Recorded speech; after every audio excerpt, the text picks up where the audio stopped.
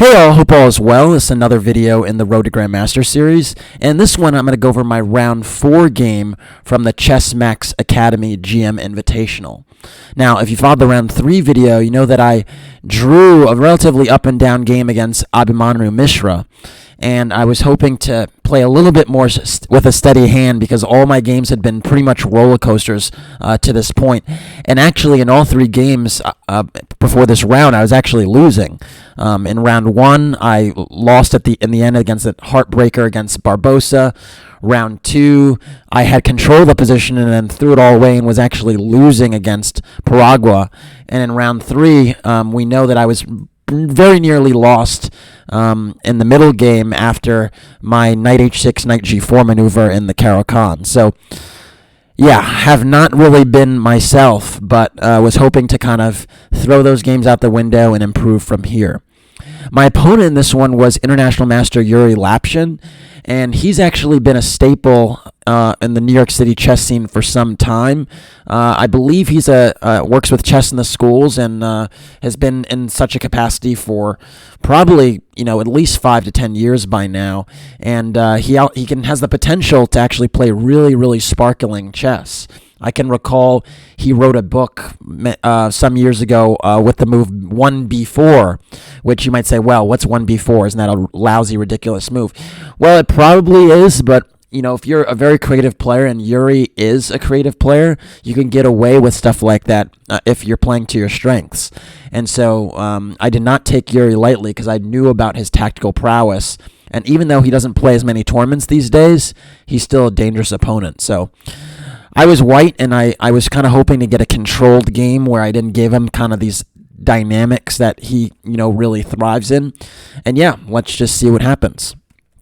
So, anyways, I opened with d4, typical for me. Black played d5, and I went knight f3, knight f6, and c4. And the question here was, what was Yury going to go for? Was he going to go Queen's Gambit declined, accepted, or Slav? And he actually elected to play c6, which signaled to me that he was a Slav player. Now, I was thinking, what was the most dynamic line of the Slav, or what's the most dynamic line he'd go for? And I was thinking, he's probably a semi-Slav player, because the semi-Slav is an opening where you pretty much usually get some really decent dynamic chances and counter-punching chances. And I was kind of just thinking, yeah, he probably is a semi-Slav player, because the other lines in the Slav, if you go for bishop f5 and d takes c4, those types of positions are more technical, and I didn't really consider Yury to be a technical player, so I actually guessed correctly, because after I played e3, he very quickly played e6, and then we had the semi-Slav on the board. Now, I will say the semi-Slav is an opening that I've had kind of a love-hate relationship with playing against, basically, because it's very difficult to get a position where you have like a controlled game against a semi-Slav, because black typically gets his bishop to d6, knight to d7, castles, and is ready to really spring the position to life with a d takes e4 and b5. And typically, a lot of times, you have the bishops on these long diagonals pointing at the king. So it's actually kind of difficult to just get a controlled game against a semi-Slav. And that's why I've actually lost some games in vain when I'm trying to get that, kind of quiet position that I like to play. And so I was thinking, okay, let me not go for something too crazy, but I was also aware that if I got too passive, I could hand over the initiative to black. So I was trying to kind of keep that fine balance. Anyways, after e6, I landed on the move bishop e2. And bishop e2 is a very rare move. It's not, it seems fairly harmless. You might say, why e2? Isn't that not even the most active diagonal? Why not d3? Well, the reason for that is there are actually some nuances where if d takes c4 is played, I actually don't have to recapture with the bishop because it's on e2. So obviously, if I was on d3, if d takes c4 is played, I'd have to recapture with the bishop because my bishop would be attacked. But in circumstances where it's on e2, after d takes c4, I can entertain the move a4, and we can have a completely original position on the board. So that was pretty much my idea, was that I'm putting it on e2 to kind of restrain the main lines of the semi-Slav, where there's actually just a ton of theory. So, anyways, after bishop e2, black played knight bd7, the normal semi-Slav move. And now I played b3. And the idea here was that if he wasn't going to take on c4, I was going to reinforce my structure and essentially have a nice pawn chain that basically takes away the forcing lines that tend to happen in the semi-Slav. A lot of times there's, d takes c4 and then b5, and it's all coming with tempo. And I'm not a huge theory person myself, but, when you're playing against someone that when you're playing against an opening where there is this proliferation of theoretical lines, you have to be kind of careful to kind of sidestep them if you're not interested in that. And so that's kind of what I was angling for here.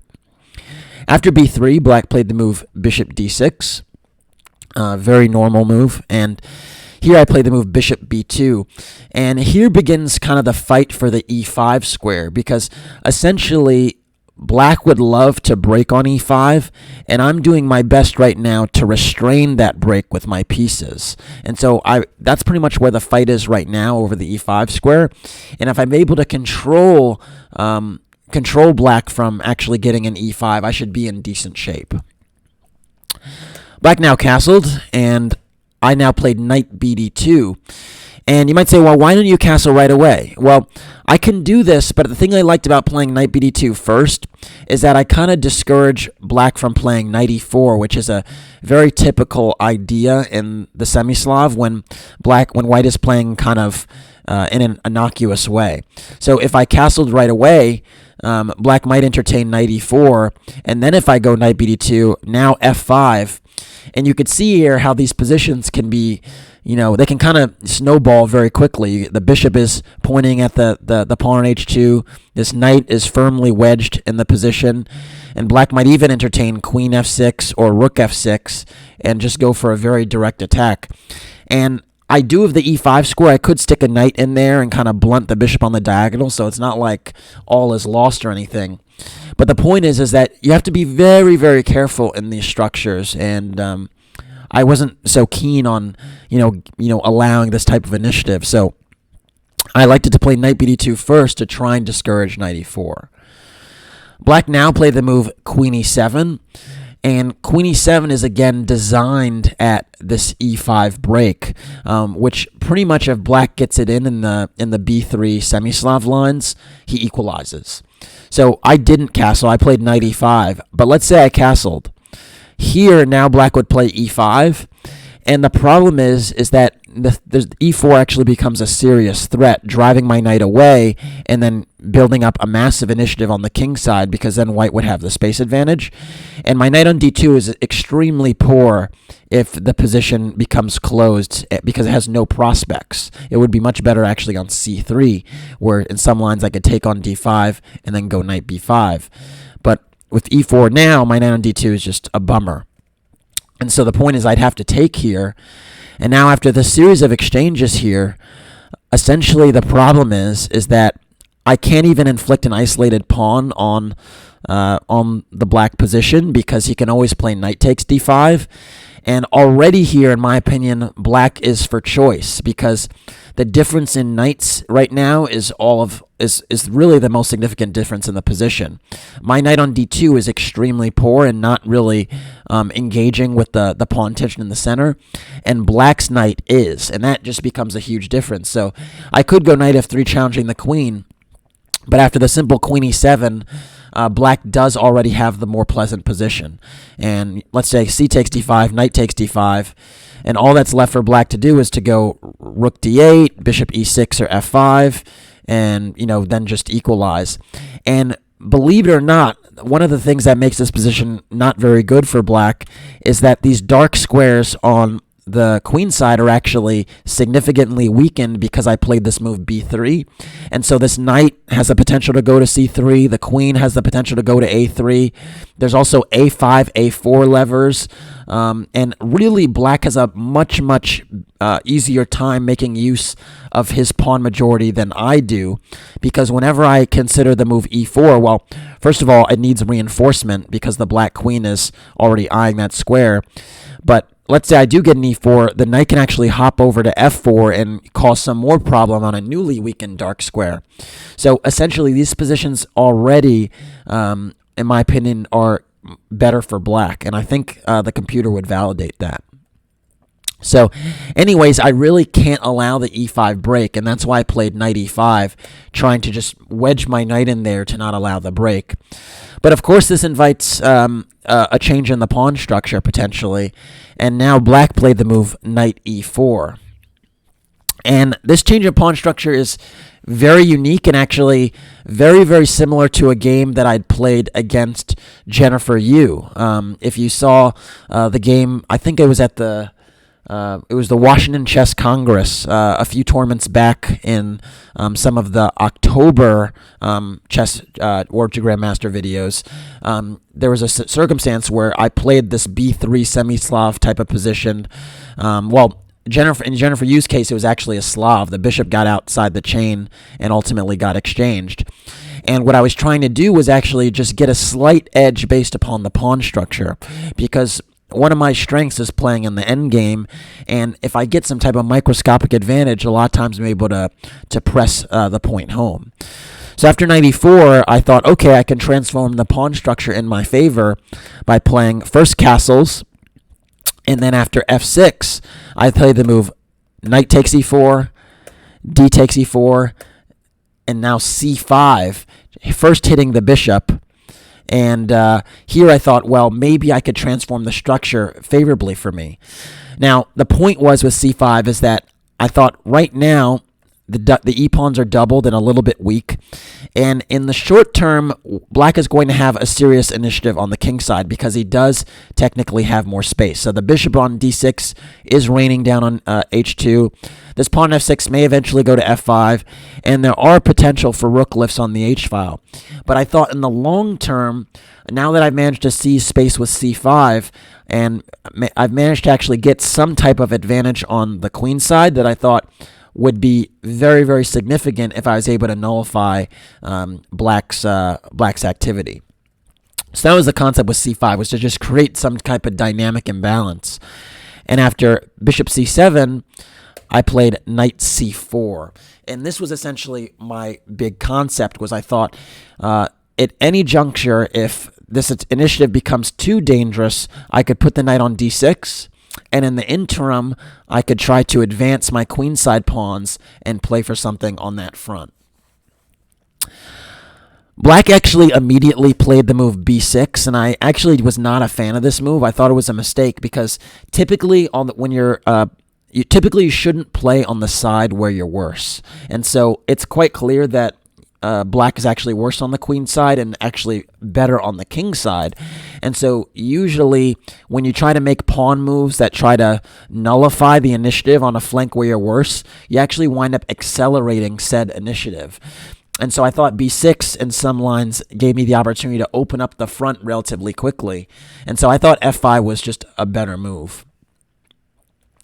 Instead, after b6, I actually decided to play queen c2 and just keep the tension, because what I kind of figured was that if b takes c5 is played, I can actually play bishop a3, pinning the queen on e7. So f5 was played now, but let's say b takes c5, bishop a3. And I thought this is actually kind of annoying because now the knight is on d7 is pretty much frozen.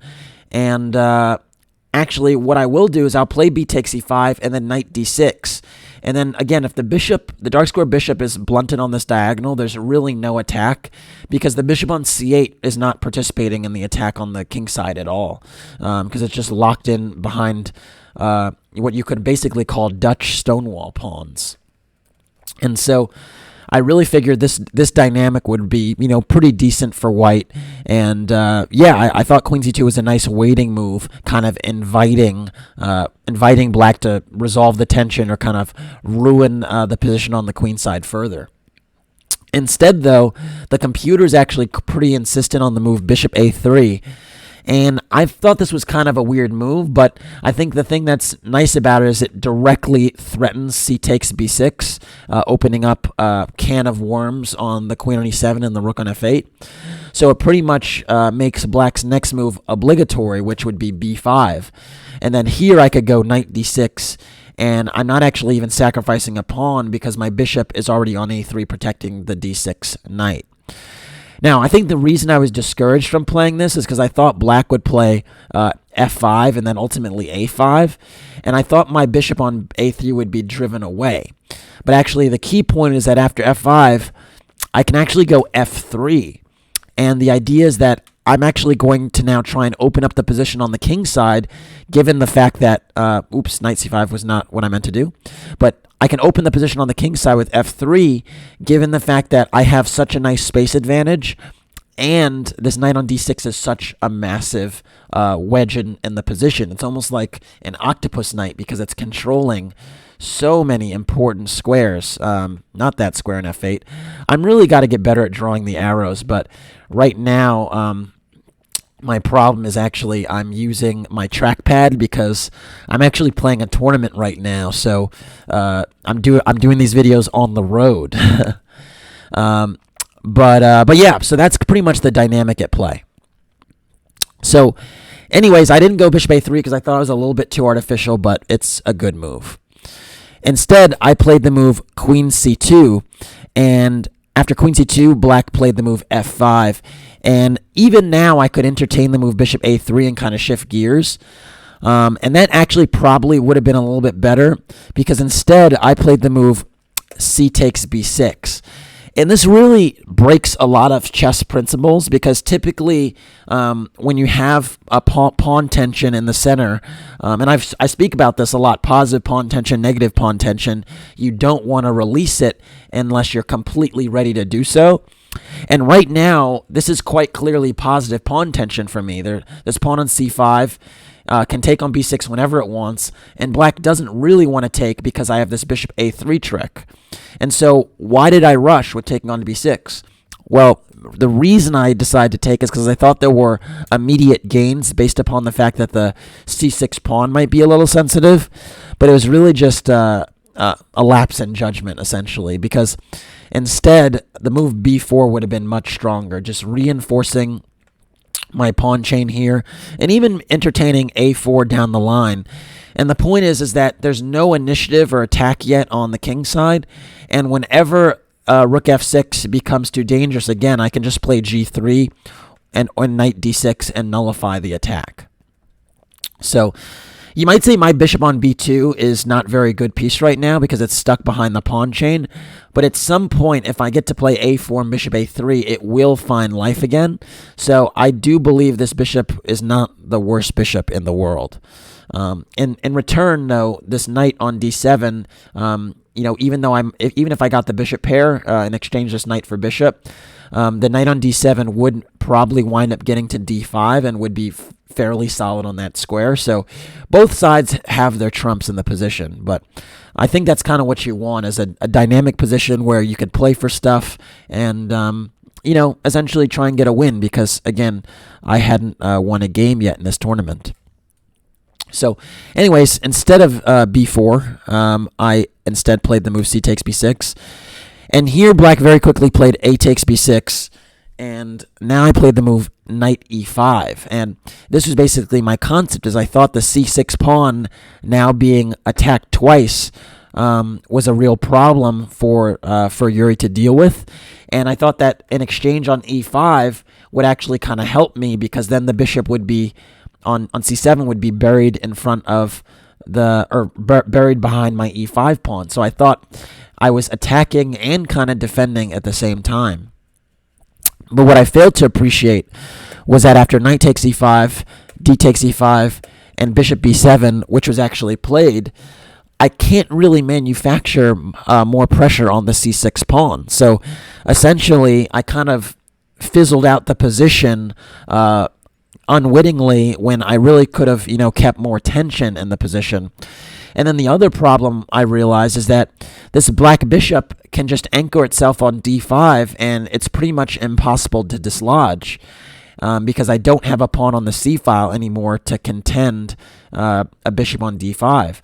So I thought that maybe because I have A and B pawns versus B and C that I might have potential for outside pass pawn. And that was really the only glimpse of an imbalance that was left in the position, because I really just ceded the D5 square. And I really thought that, once I got here, I probably wasn't better at all, and maybe even a tiny bit worse, because the E5 pawn might be a target at some point.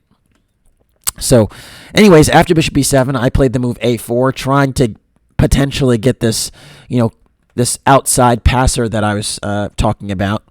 But now black played rook fd8, and you can see that black actually has pretty good control of the d file and still can go c5 whenever. And black is absolutely fine here. So, kind of a big miss for me playing this move, c takes b6 and knight e5 really prematurely. I played the move rook d1, rook fd1, just trying to contest on the d file. And now c5 was played, and you could see here that I don't have b4 as a pawn break, because it's pretty much well controlled by the queen on e7 and the pawn on c5. And now the bishop is coming to d5, and there's pretty much no life in the position. I played bishop c4, at least trying to cement my bishop on this square. And white took on d1, and after rook takes d1, played rook d8. And here I was like, okay, well, we're probably going to be heading for a draw, but I was actually kind of pleased that he tried to facilitate the exchange of rooks, because what it meant is that I didn't have to worry about an initiative on the king side.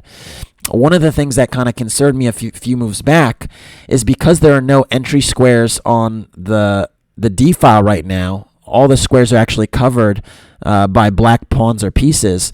I thought black could seriously entertain playing like g6 and h5 and try to build up some initiative on the king side. But if all the rooks come off the board, it's very difficult for black to try and attack. And so what I figured here is that I might be able to try to press this position even though there's nothing in it, because black doesn't have any attack. So I took on d8. And after bishop takes d8, I thought, you know what, maybe I can try to get something going here based upon the fact that there are some weak light squares. In a dream scenario, what I would love is to exchange the light squared bishops and to exchange the queens, and then somehow walk my king through the light squares to b5, because I think that would essentially be a winning position. Just to illustrate what that would look like, again, obviously these moves aren't forced, but let's say queen d2, queen d7, or let's say bishop c8, sorry, king f1, queen d6, not bishop d7, queen d7. I'm just showing you what the exchanges looks like. Takes, king e2, wait, let's say king e2, king f7, bishop b5, king e7, takes, and then, again, this is not forced at all, but let's just say black played a few bad moves. So basically, what I would be hoping for is a circumstance like this.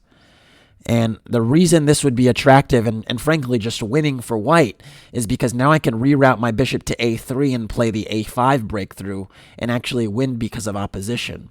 So this position would be winning because after bishop e7, bishop b2, and let's say he shuffles, I play bishop a3, and then all of a sudden I have an a5 breakthrough. And after b takes a5, I don't take the pawn on a5 because then black could go king c6. I would play bishop takes c5. And now the problem is that the a5 pawn will eventually be lost, because if you trade bishops, then I can run to a5 and either win that pawn or run to d6 and take that pawn and queen. So you can't trade the bishops. And if you play bishop d8 trying to hold it, then I just reroute my bishop. Well, actually, I don't even have to do that.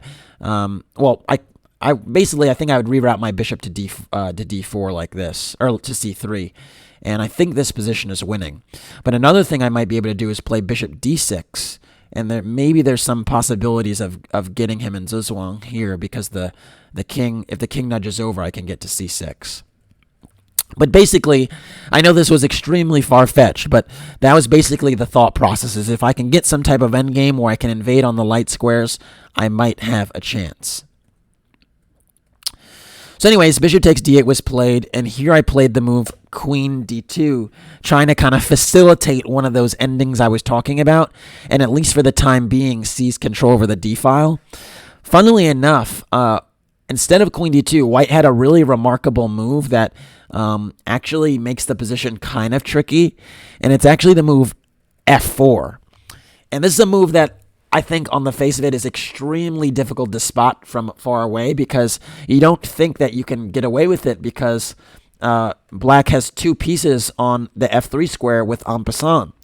But amazingly, the point is that you actually have to play queen d7, because if you actually play en passant, I have queen takes f5, and all of a sudden white is actually very close to winning because the e6 pawn looks like it's going to drop and the f3 pawn is still hanging. So if you play a move like f takes g2, saying, well, aren't I still up a pawn?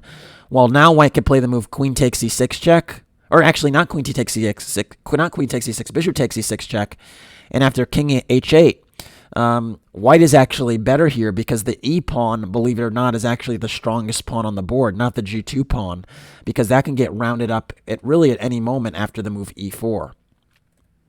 So, okay, maybe not e4 right away, because then bishop takes e4 would work, but now white could just go bishop c4 back, and now play for e4 and just actually recapture the pawn on g2. And all of a sudden, the position is open and extremely dangerous for black to deal with. So, f4 is not a move I saw. I think just, f4 it just looks like it doesn't work because of en passant, but that tactic is super critical. Basically, after f4, white doesn't have to take. He can actually play queen d7. But the point is this is actually an improvement for white, having the pawn on f4 instead of on f2, because now white can actually try to play for g4 breaks in certain positions. And, yeah, it's just a huge difference because white has more space here. Anyways, after bishop d8, queen d2, black now played bishop c7 back. And now it played bishop c3. And basically, I have no entry squares on the d-file, so it appears like it's just a dead draw. And so the only plan in the position I thought was to play for b4, and that's what I was going to try to do. White now went queen e8, eyeing the a4 pawn. I think that's a reasonable move, kind of discouraging b4. And I played g3, giving myself an escape square because I want to prepare this b4 break, but I don't want to have back rank problems, so I played g3. Note that, again, if the pawn was on f4, my whole pawn structure would be much better. Now, after playing g3, the f3 square is controlled by black pretty much forever, and so that key detail really does make a difference, because basically it's very difficult for me to get anything with my pawns when I can't make use of the f pawn. After g3, black played bishop c6, putting more artillery on the a4 square, kind of just trying to discourage b4. And now I went h4, trying to just seize more space on the king side. And again, the position is completely equal, but I was just hoping to play more moves and kind of see if Yury would kind of do something kind of silly and fall asleep at the wheel.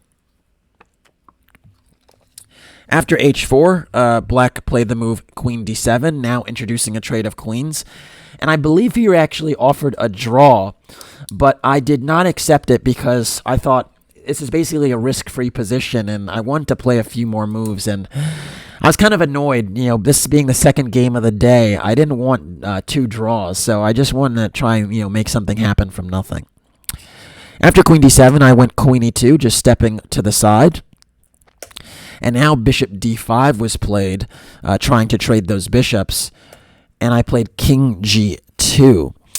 And here my idea was that now that my king is kind of snug on g2, if he takes on c4, I actually can kind of roam with my queen because I don't have to worry about checks for the moment. And so if you play a move like queen d1, trying to infiltrate, note that I have queen takes e6 with tempo.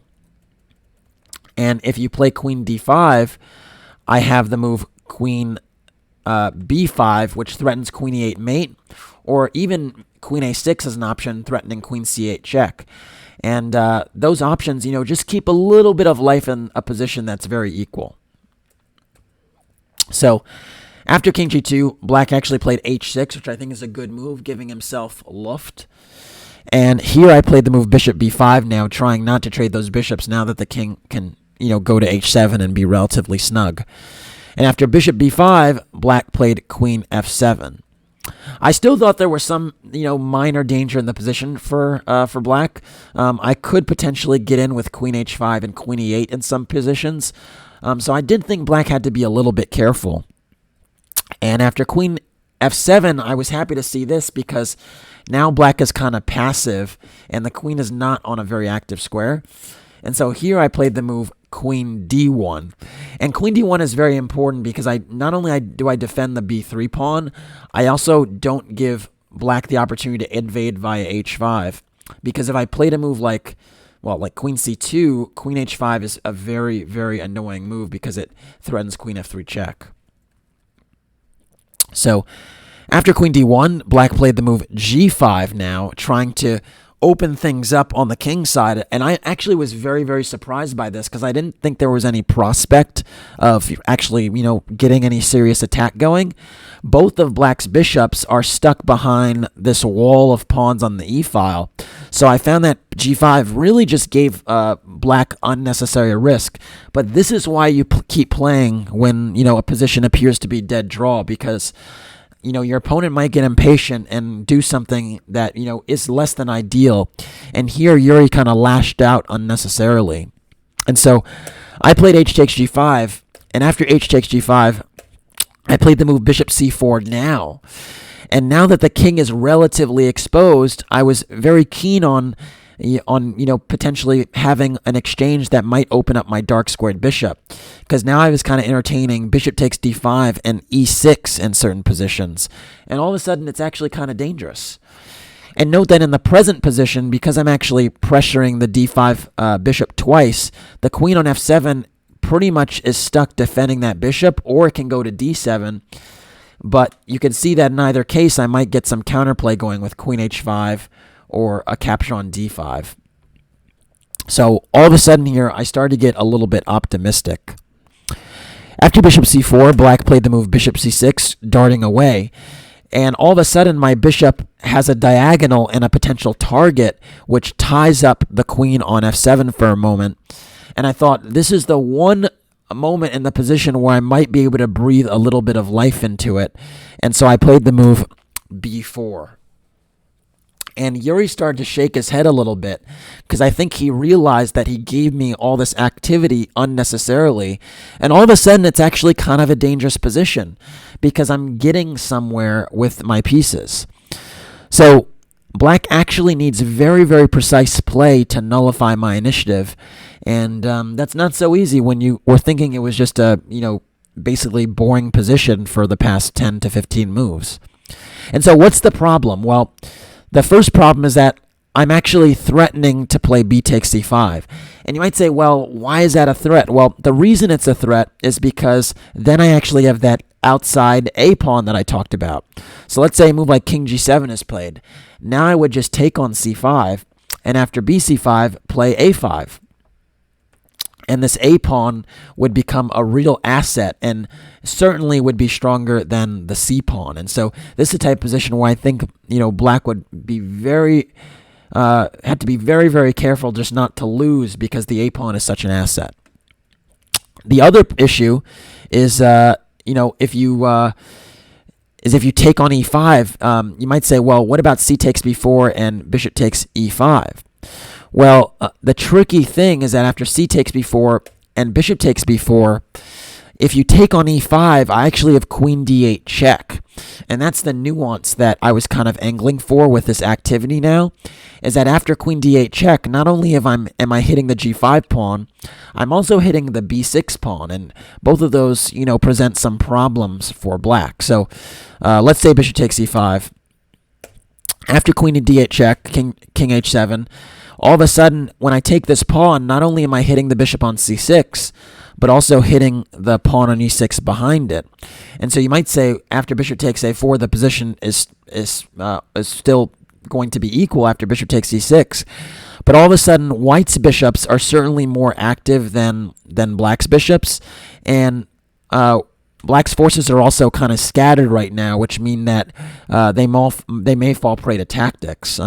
So let's just say queen h5, for instance. That runs into queen a7 check, and all of a sudden I'm winning and picking off the a4 bishop.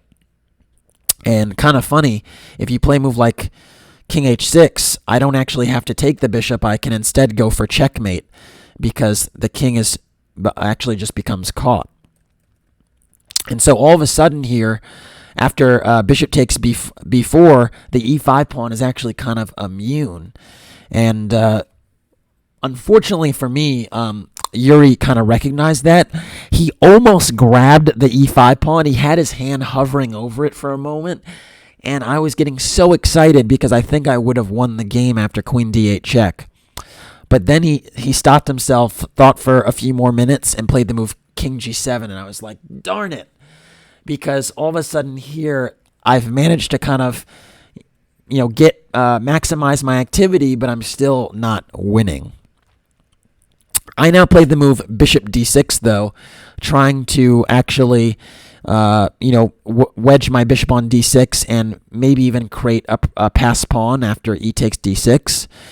But here, Black played the move bishop d8, and I think that's really, really good judgment, because if you actually take on d6, this position becomes pretty critical, because not only do I have the pass pawn, I also have a new diagonal through the dark squares to work with, and I don't think this position is holdable in the long run, because Black is basically relegated to passivity here, and that's never really a good sign.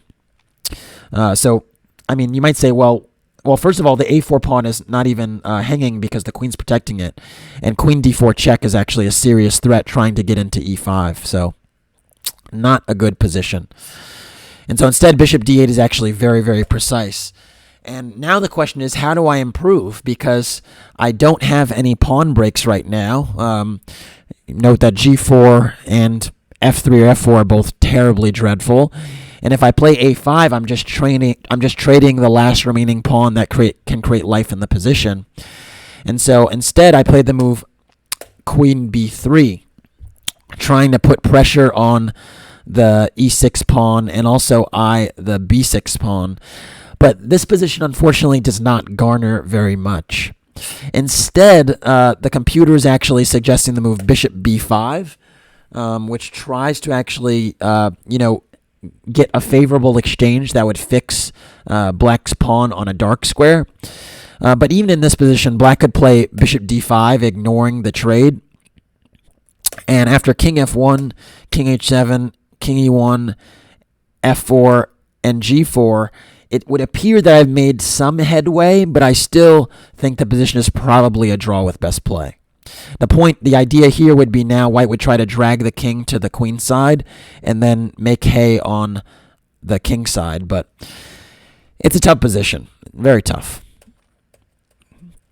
Instead, though, I played queen b3, and after the move bishop d7, as passive as Black looks, he's actually, kind of holding the fort pretty well, and I don't really have any reasonable way to invade. Note that all the squares on the C file right now are covered, and if I try to invade, let's say via the A6 or trying to get on the A or B file, then all of a sudden the queen could get active and give me a perpetual check on F3 and D1. So unfortunately here, there aren't very many ways I can improve, and it seemed like it was just fizzling out. I played the move bishop b5, trying to put the pressure on now by trading the bishops. And after bishop takes b5, queen takes b5, I did think I might have something here, because the bishop on d8 is, it doesn't have any squares because the b6 pawn will be lost if he tries to move it. And the king and queen are kind of passive. I thought the queen on f7 is kind of stuck on that square because you don't want to allow queen d7 infiltrating. And I thought, if I got a few moves, I might be able to make hay of this position. But Yury calculated very, very accurately here and played the move f4. And f4 is extremely well timed, because if you stay passive, I will improve the position, and then Black would be in trouble. And so f4 is actually a really important move because it actually threatens f takes e3 and queen f3 check, and that would just make the game fizzle out. And so I first played the move e takes f4, and after g takes f4, I thought still f takes g3 is a threat, so I played g takes f4, and I thought here for a moment that black had just blundered because I thought after queen takes f4, I have queen d7 check, just picking off the bishop. But the problem is that black can actually play this move anyway, because if I go queen d7 check, the game just would end in perpetual. I went queen d7 anyway, but the point is that if queen f7 back, that is the key move. If you go, let's say king g6, then I can take on e6 with check, and then it's a different story. But the point is you go queen f7. And the issue here is that if I go queen takes d8, queen f3 check, I can't run away from the checks. And and you might say, well, what about h2? Isn't the queen guarding the h4 square? Well, here there's queen h5 check, and we have the same type of perpetual. I can even try to climb up the board with king h4, but this is a fool's errand. The king has no security up the board. So basically, if I take that bishop on d8 after queen d7 check, it's just a dead draw. And so after queen f7, I actually played the move bishop f8 check. And this was actually a really interesting way to try and keep the game going, but unfortunately it doesn't change the reality of the position. After bishop f8 check, black played king takes f8, and I played the move queen takes d8, but here black can just go king g7 back, and again queen f3 check is a threat. I now went queen d4, trying to basically defend the f2 pawn and also control the d1 square, and also the b6 pawn.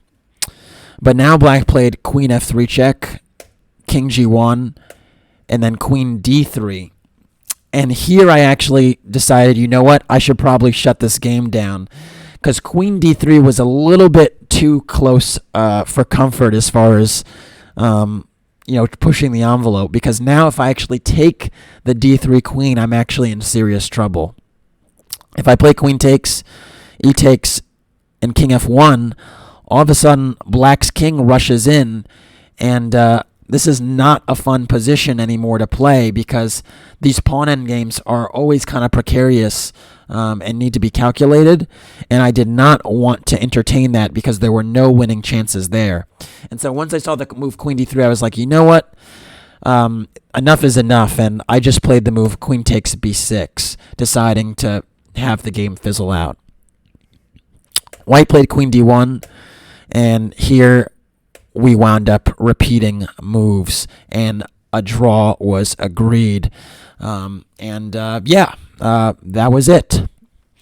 A very interesting game, I thought. I tried to, get some type of slight advantage with a kind of weird-looking semi-Slav with bishop e2, b3, and bishop b2. I think I got a nice unbalanced position where I had a better pawn structure, but I released the tension a little bit too early, and I cannot say enough how important it is to keep the tension, particularly when it's positive pawn tension.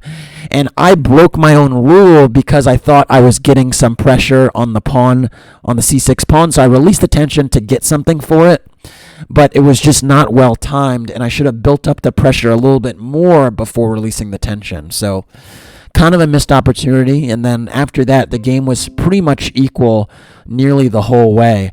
Although I managed to, gin up some threats in the ending where my opponent almost got caught sleeping at the wheel, but not quite. So a draw in the end was a reasonable result, and it was a reasonably high-level, well-played game for both sides. So it is what it is. Anyways, after this result, I now had 3 draws in a row and was at 1.5 out of 4, still searching for that win. But in these closed events, no win comes easy. So, you just have to keep playing, and hopefully, something happens for you eventually. Anyways, that's it for this one. Thanks for watching. Please like and/or subscribe to the channel. And if you want to support the Road to Grandmaster journey, you can do so by making a donation through the PayPal link in the description below. Thanks again. Take care.